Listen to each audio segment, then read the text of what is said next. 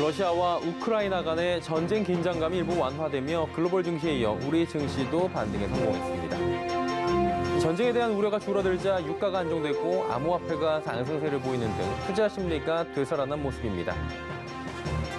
345채 분양에 딱 한 명이 청약할 정도로 지방 분양 시장에 찬바람이 불고 있습니다. 이번 러시아와 우크라이나 간의 갈등은 천연가스 시장 패권 다툼이란 분석도 나옵니다. 이슈 플러스에서 자세히 짚어드리도록 하겠습니다. 센 경제라이브 시작합니다.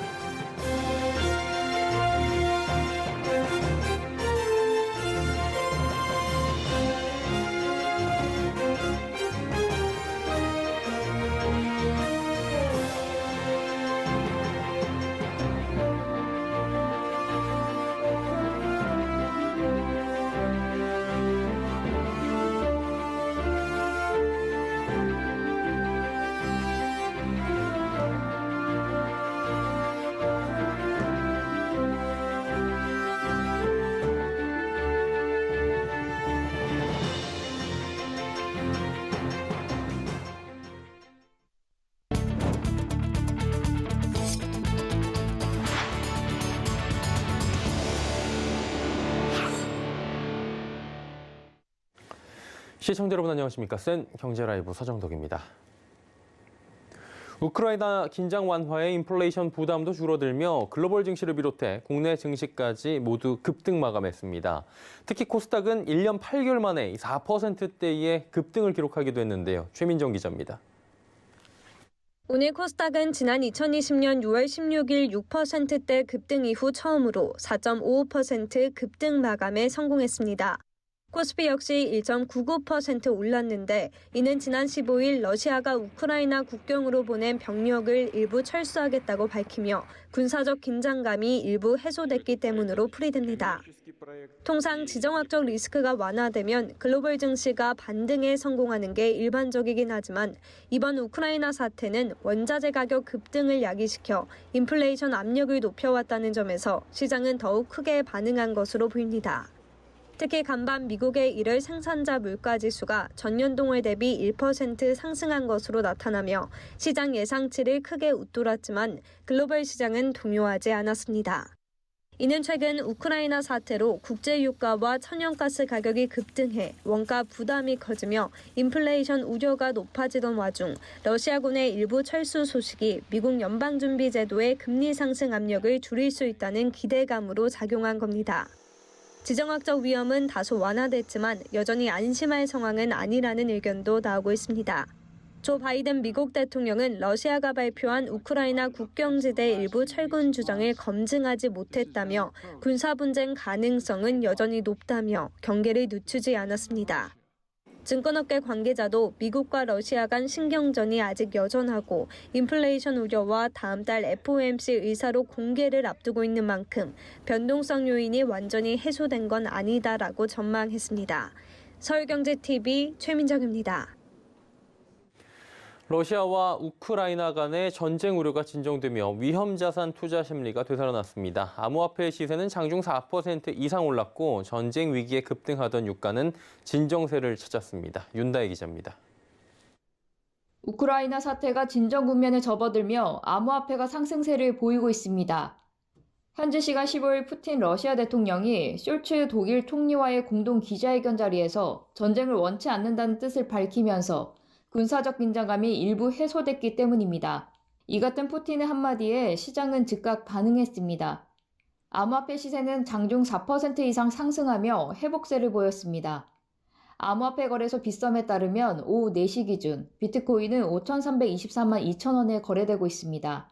시가총액 2위 이더리움은 378만 8천 원으로 전거래일 대비 0.5% 상승했습니다. 당초 러시아와 우크라이나 간 전쟁 위기 고조에 따라 암호화폐가 희청이며 약세를 보였지만 러시아가 군병력 일부를 국경에서 복귀시키며 반등하고 있는 겁니다. 반면 안전자산 수요로 급등세를 이어가던 금 가격은 하락했습니다. 순금한도는 전날보다 4,000원 하락한 30만 2천 원입니다. 전쟁 위기에 급등하던 국제유가는 안정세를 찾았습니다. 전일 7년 만에 최고치를 기록했던 원유 가격은 4%가량 떨어졌습니다. 서울경제TV 윤다입니다. 최근 전국 집값이 꾸준히 하락하고 있는 가운데 수요자들의 매수 심리까지 떨어졌다는 분석이 나왔습니다. 지방에선 한 단지 청약 신청을 단 한 명만 하거나 당첨자들이 분양 자체를 포기하는 사례도 나오는 등 부동산 시장이 얼어붙은 분위기를 보이고 있는 건데요. 이지영 기자입니다. 어제 국토연구원 부동산시장연구센터에 따르면 지난달 전국 주택 매매시장 소비심리지수는 105.8로 전달보다 3.6포인트 하락했습니다. 이는 2019년 5월 이후 2년 8개월 만에 가장 낮은 수준입니다. 전국 집값 상승폭 역시 큰 폭으로 떨어지고 있습니다. 한국부동산원이 발표한 1월 전국주택 가격 동향조사 결과를 보면 전국 주택 매매 가격은 0.1%로 전월 0.29%보다 절반 이상 줄어들었습니다. 수도권만 보더라도 0.33%에서 5분의 1 수준인 0.06%로 대폭 하락했습니다. 이렇듯 얼어붙은 부동산 시장 분위기는 청약단지에서도 잘 나타나고 있습니다. 지난 14일 경북 경주시 한 신규 단지에서 진행한 345가구 특별공급 청약에는 단 한 명만 신청한 것으로 알려졌습니다. 또 인천 연수구의 한 단지에서는 3차 무순위 청약에 당첨된 85명이 무더기로 계약을 포기하는 사례도 나왔습니다. 업계에선 부동산 관련 대출 규제 강화에 따라 매수 심리가 위축됐고 다음 달 대선 결과를 시장이 어떻게 받아들일지에 대한 고민이 깊어진 것이라고 진단했습니다. 지금 시장 상황은 현재 그 대출 규제가 굉장히 강화되어 있고 향후에 있어서도 이러한 부분들이 어떻게 변화될지 부분에 대해서 아직 확정된 것이 없는 가운데 현재 대선 그 선거 운동이 지금 진행 중에 있는데요. 이런 부분들이 어느 정도 확정이 되고 난 뒤에 어떤 향후에 부동산 시장에 수요자들도 어떤 태도나 어떤 선택을 할 것인가가 이제 좌우될 것으로 보여지기 때문에 전국적으로 부동산 시장이 경직되고 있는 가운데 분양시장을 바라보는 수요자들의 시선도 딱딱해지고 있습니다. 서울경제TV 이지영입니다. 서울 강남권에서 재건축 초과이익 부담금 부과가 초입기에 들어가며 재건축 단지들이 술렁거리고 있습니다. 자칫 재건축을 통한 공급이 위축될 수 있다는 우려까지 나옵니다. 서청석 기자입니다. 서울 반포 현대아파트 등 강남권 재건축 단지에 이르면 다음 달 수억 원대 재건축 초과이익 환수 부담금이 부과됩니다. 반포 센트레빌 아스테리움으로 탈바꿈한 서초구 반포동 옛 반포 현대아파트 조합에 재건축 초과이익 환수 부담금이 통보될 예정인 가운데 부담금이 수억 원대에 달할 것이라는 전망이 나오고 있습니다. 현재 남아있는 옛 반포 현대아파트 조합은 가구당 약 2억 원에서 많게는 3억 원 이상이 될 수 있는 재건축 초과이익 환수 부담금에 대해 납득할 수 없다는 반응입니다. 우리 조합원의 입장은 그런 사람도 있겠죠. 팔고 나가는 사람들. 안전한 집에서 살겠다 해서 재건축을 한 거예요. 그러니까 대부분이 재건축에서 들어왔는데 뭔 집값이 올랐으니까 세금을 내라. 우리가 팔아야 집값 오른 걸 손으로 쥐죠. 이어 재건축 초과이익 환수부담금 제도는 작년 전국적인 집값 상승분을 고려하지 않았다며 재건축을 하지 않은 주변 아파트 가격은 더 올랐는데 재건축을 했다는 이유만으로 세금을 걷는 것은 부당하다고 덧붙였습니다. 실제 반포 센트레빌 아스테리움 주변에 위치한 반포동 미도 아파트는 재건축을 하지 않았지만 현대아파트와 비슷한 면적의 매물이 2019년 14억 원 중반대에서 작년 27억 원에 거래되며 2년 만에 약 12억 원 이상 급등했습니다. 반면 반포 센트레빌 아스테리움은 재건축 이전 10억 원에 거래되던 매물이 재건축 이후 18억 원의 가격대가 형성돼 있어 미도 아파트에 비해 가격 상승분이 적었습니다. 전문가는 이번 부담금을 계기로 강남뿐 아니라 수도권과 지방 등 전국적으로 수억 원대 부담금 납부가 재건축 시장을 위축시킬 수 있다고 설명했습니다. 제초제 같은 경우에는 미실현 소득에 대한 과세라는 부분도 있고 많은 논란들이 있기 때문에 재건축이 축소되면서 근본적으로 재건축을 저해하는 요인이 된다. 때문에 현실성을 고려한 제초한 부담금 제도의 전면적인 개편이 필요하다고 말했습니다. 서울경제TV 서청석입니다. 코로나19 신규 확진자 수가 하루 새 3만 명 이상 급증한 9만 433명으로 집계됐습니다. 확진자 수가 배로 늘어나고 더블링 추이가 이어지고 있는 가운데 방역당국은 이달 말 확진자 수가 최대 17만 명까지 갈 수 있을 것으로 관측하고 있습니다. 정부는 오는 18일 거리두기 조정안을 발표할 예정입니다. 방역 패스는 유지하되 현행 사적 모임 6인, 영업시간 오후 9시에서 8인 10시 등으로 완화하는 방안을 다양하게 검토 중인 것으로 알려집니다. 이날 김부겸 국무총리는 2달 넘게 지속된 방역 강화 조치로 누적된 민생경제 피해와 오미크론 확산세 등 방역 상황을 함께 고려해 결정할 것이라고 밝혔습니다. 고공행진하던 변동형 주택담보대출 금리가 오늘부터 소강 상태에 접어듭니다. 은행연합회에 따르면 주담대 변동금리의 기준이 되는 신규 취급액 기준 코픽스가 지난달 1.64%로 전월보다 0.05%포인트 하락했기 때문입니다. 전월 대비 떨어진 것은 8개월 만으로 가계대출 규제에 따른 수급이 줄어든 영향입니다. 코픽스 금리가 조정되며 이에 연동되는 주요 시중은행의 주담대 금리도 오늘부터 변동됩니다. 다만 한국은행의 기준금리 추가 인상 등 향후 금리 상승세가 지속될 전망이어서 주담대 금리는 꺾이지 않을 것으로 전망됩니다.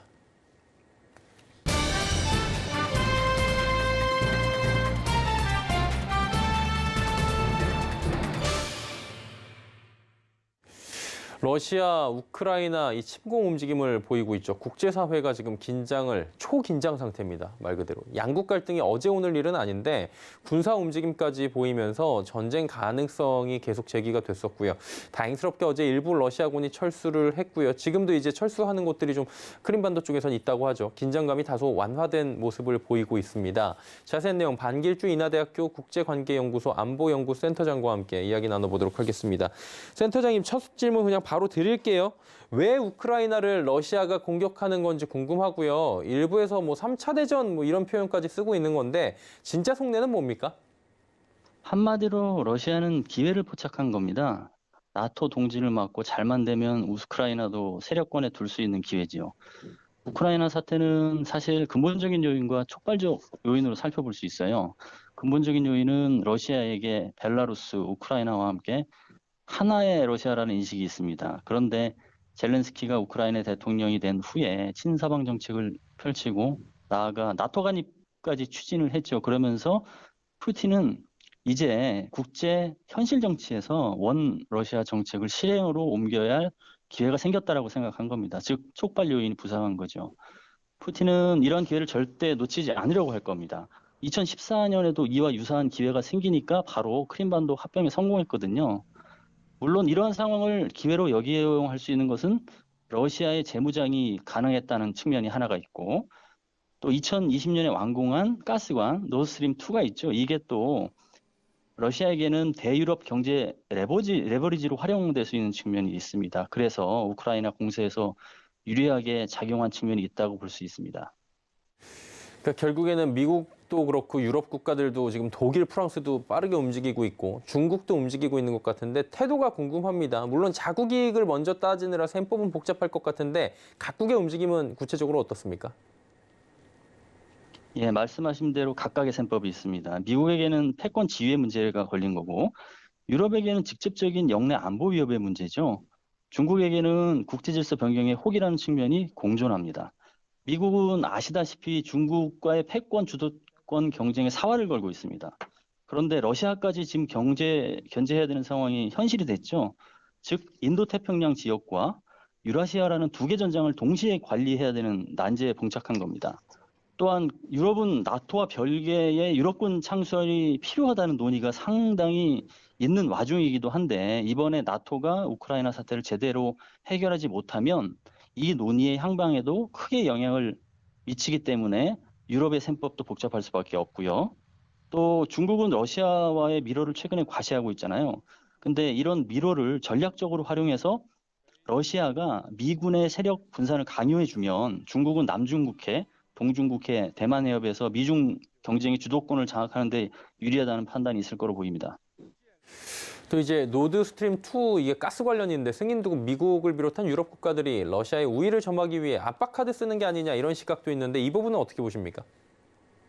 예, 맞습니다. 그거는 사실은 서방 진영에서 압박카드가 될 수 있지만 러시아에서의 레버리지도 될 수가 있습니다. 승인이 돼서 일단은 가스가 공급이 되게 되면 그 주도권이 사실 러시아한테로 넘어가는 거고, 그렇게 미 러시아의 카드라는 측면에서는 그 자체만 놓고 볼 수는 없고 경제 제재랑 같이 연관이 돼서 경제 제재 카드 속에서 경제가 위축이 되는데 가스관도 사용하지 못한다. 그런 경우에는 카드가 됐지만 현 상황에서 가동이 지금 안 된 상태이기 때문에 그 레버리지가 창출된 인프라가 아직 없거든요. 없기 때문에 그 영향력을 과시할 수 없는 측면이 있죠.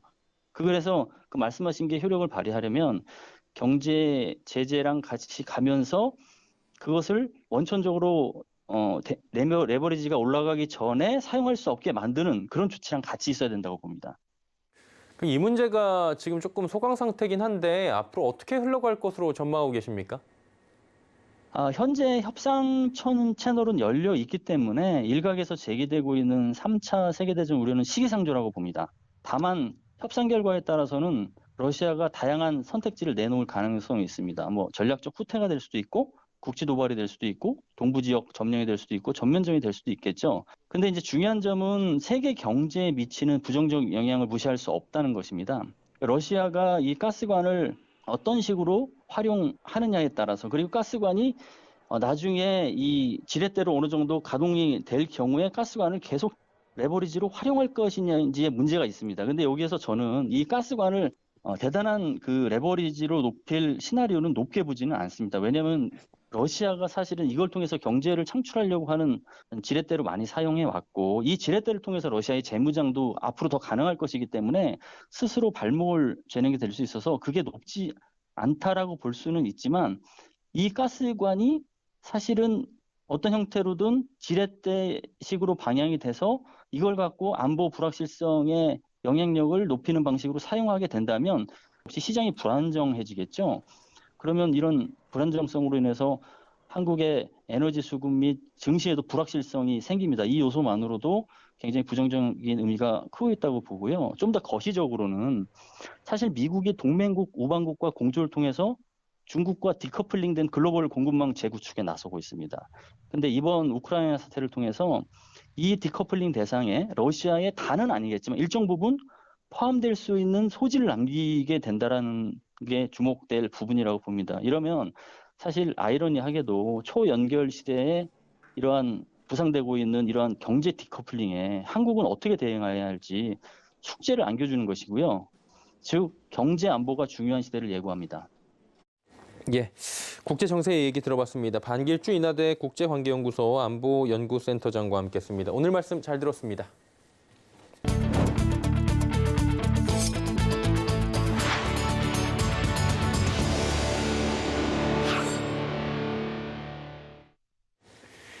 삼성전자의 주주총회 한 달 앞으로 다가왔습니다. 삼성전자는 이번 주총회에서 소집통지서와 주주통신문 등의 우편물을 전자공고로 대체하게 되는데요.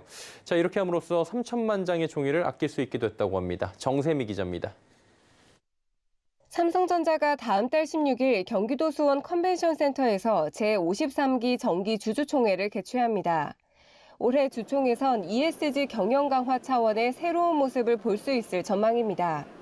주주들에게 발송하는 우편물을 전자공고로 대체하기 때문입니다. 삼성전자는 매년 주주총회 약 2주 전 주주 대상 우편물을 발송해왔습니다. 올해는 소집통지서와 주주통신문을 발송하지 않고 전자공시 시스템의 전자공고를 진행합니다. 이는 과도한 종이 사용으로 인한 환경 문제를 줄이기 위한 ESG 경영 차원입니다. 이번 우편물 감축을 통해 약 3천만 장의 종이를 절감할 수 있을 것으로 보입니다. 이는 30년산 원목 약 3천 그루를 보호하는 기대 효과가 있는 것으로 추산됩니다. 다만 전자공고를 확인하기 어려운 주주를 감안해 주총 참석장과 주총 개최 관련 간이 안내문을 발송합니다.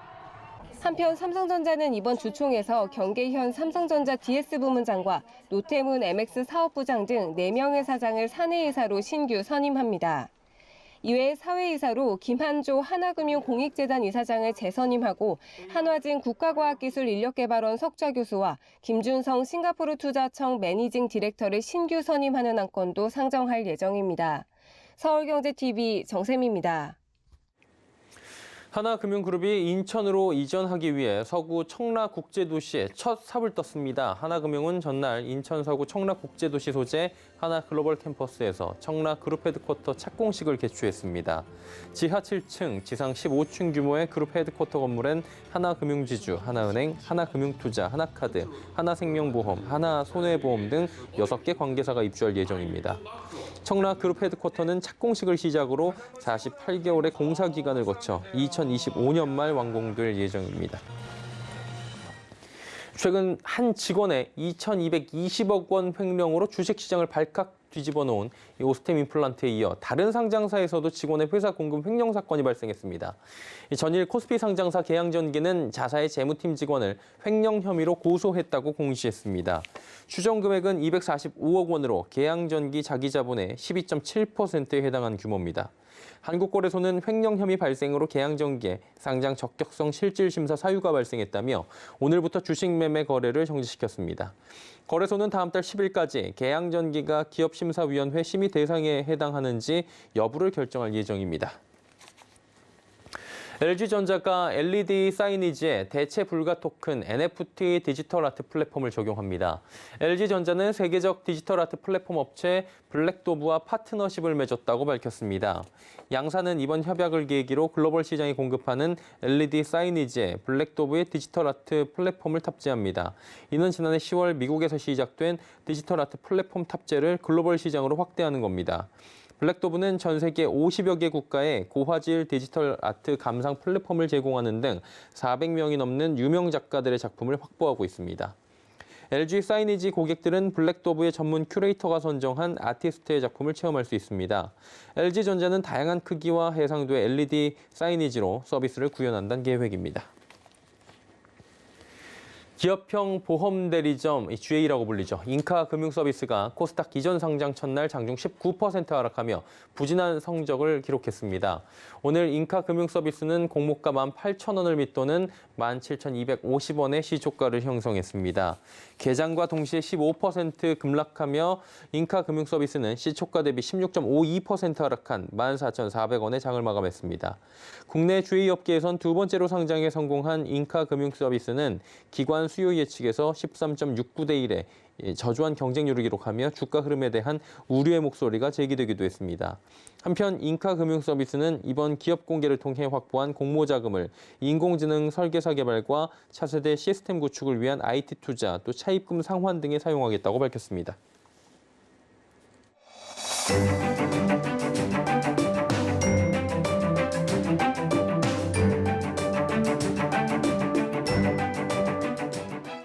안녕하세요. K웨더 라이프스타일 예보 김단비입니다. 현재 내륙 곳곳으로 한파특보가 내려진 가운데 내일도 강력한 한파가 이어지겠습니다. 아침 기온 서울 영하 10도, 대전 영하 11도, 강릉 영하 9도, 대구 영하 8도, 광주는 영하 5도까지 내려가겠고요. 찬바람이 강하게 불며 체감 온도는 이보다 더 낮아 춥겠습니다. 낮 기온도 크게 오르지는 못하겠습니다. 내일은 중국 북부지방에서 남하하는 고기압의 가장자리에 들며 전국이 대체로 맑겠고요. 잠시 소강 상태에 들었던 눈은 전남 서부와 제주도를 중심으로 오늘 밤부터 다시 내리겠습니다. 예상되는 눈의 양은 내일까지 제주 산간에 최고 15cm, 그 밖에 전북 서해안과 전남 서부, 제주도에는 최고 5cm가 되겠고요. 울릉도와 독도에는 모레까지 5에서 15cm의 눈이 내려 쌓이겠습니다. 전라 서부와 제주도를 중심으로 많은 눈이 예상되는 만큼 피해 없도록 유의하셔야겠고요. 눈이 내리는 지역은 빙판길이 나타날 수 있어 교통안전에도 각별히 주의하셔야겠습니다. 다음은 자세한 지역별 날씨입니다. 중부지방의 아침 기온 영하 10도 안팎까지 내려가며 춥겠고요. 현재 서울과 일부 경기 지역에는 건조특보가 내려져 화재 예방에 주의하셔야겠습니다. 동해안의 아침 기온 속초 영하 10도까지 내려가겠고요. 낮 기온도 0도 선에 머물며 매우 춥겠습니다. 남부지방의 아침 기온 전주 영하 8도, 부산은 영하 7도가 예상됩니다. 또 남부지방 곳곳으로도 대기가 무척 건조하겠습니다. 전해상의 물결이 최고 4에서 5m까지 매우 높게 일겠습니다. 항해나 조업하는 선박들은 앞으로 발표되는 기상정보를 계속해서 확인해 주시기 바랍니다. 이번 추위는 모레인 금요일 아침까지 이어지겠고요. 토요일에는 서울, 경기와 강원, 영서, 남해안과 제주도에 눈 또는 비가 내릴 전망입니다. 날씨였습니다. 수행경제라이브 저희가 준비한 소식은 여기까지입니다. 편안한 저녁 시간 보내시길 바랍니다. 고맙습니다.